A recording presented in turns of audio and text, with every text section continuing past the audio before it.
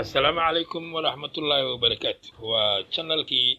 uga barateen qisooyinka jacaylka ah iyo mawduucyada xasaasiga ah ee ku saabsan nolosha sida intiinii ku xirnaydba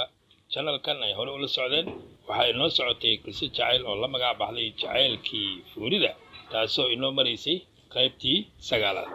waxa iminkana maanta inoo bilaabanaysa qaybtii 10aad ee qisadii la magac baxday jacaylkii fuurida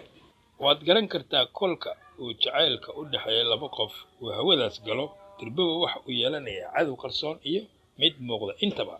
maxaa yeelay qaar badan oo isugu jira wiilal iyo gabdho oo aanan haysanin nolosha macaan ee ku dhisan jacaylka ayaa iyaga aanan u quuri karin labadaas qof naxariista iyo kalgacalka ay ku noolaanayaan kuwa soo weerari kara jacaylka sidaa u hana qaaday waxay isugu jiraan qaar asxaabtaada kugu dhow ka mid ah iyo qaar kale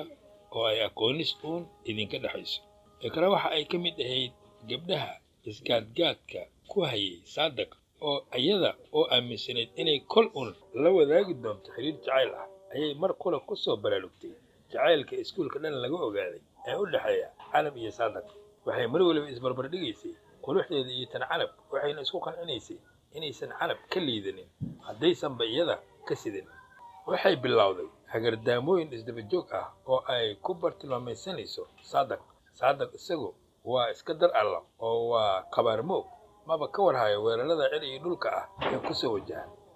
Iqra oo awal ka xishoon jirtay Saadaq oo waliba ka baqi jirtay markii ay indhaha saarto waxa ay bilowday inay salaanto salaan aad u macaan iyo inay ka waraysato caafimaadkiisa Saadaq ma uusan ogeyn ujeedada ka dambaysa soo dhawaanshaha Iqra oo wuxuu u haystaa inay si walaaltinimo ah iyo ardaynimo ah ula sheekaysanayso waxay joogto ka dhigtay inay subax waliba marka uu yimaado iskuulka ay salaam ku boobto oo ay la istaagto iyada oo mararka qaar wax ka weydiinaysa casharada ay qaataan macallimiinta qaabka waxbarashada laakiin qofka kor ka arkaa oo u qaadan kara in labadaas qof ay u socoto sheeko hoose Canab oo iyada kulliyeeda ka mid ahayd ardayda la yaaban isbeddelkan cusub ayaa waxa ay dhowr jeer indhaha ku dhufatay Saadaq iyo Iqra oo wada taagan oo ay xitaa marmar Iqra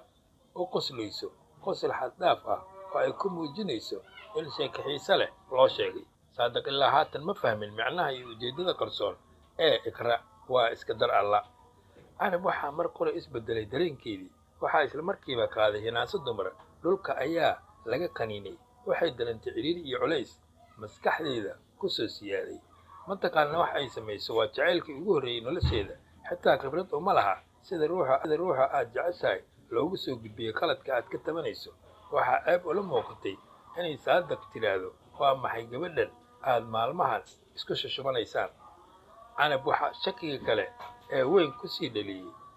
ayaa waxay tahay in Iqra kulliyeedu ay ahayd gabadh aad u qurux badan oo aan iyada ka liidanin haddii aysanba ka qurux badnayn waxay fadhisaa meel darjiin ah keligeed waxaa dhacay tambaleelkii lagu geli lahaa fasallada xilliga break time-ka kadib ardaydii waxa ay ku sii qulqulayaan fasallada waxay indhaheedu qabteen Iqra oo buugaag u dhiibanaysa Saadaq oo gadaal u sii noqonaysa Canab oo aan weli darjiin ka kicin ayaa bilaabay inay maskaxda iskala hadasho oo ay su'aalo iska weydiiso saan muxuu ka wadaa Saadaq muxuu qalbigayga ugu cayaarayaa markii uu dareemay inaan jeclahay miyuu mid kale oo iga qurxoon iga raacay alla cil badana maxaa qalbigayga jacaylka balay wiilasha oo dhan saan leh miya haddaan ogahay inuu saan noqonayo wallaahi maba ka aqbaleen jacaylka qumayadan maxaa tusay wiilka maxaa daba dhigay wiilkii aan jeclaa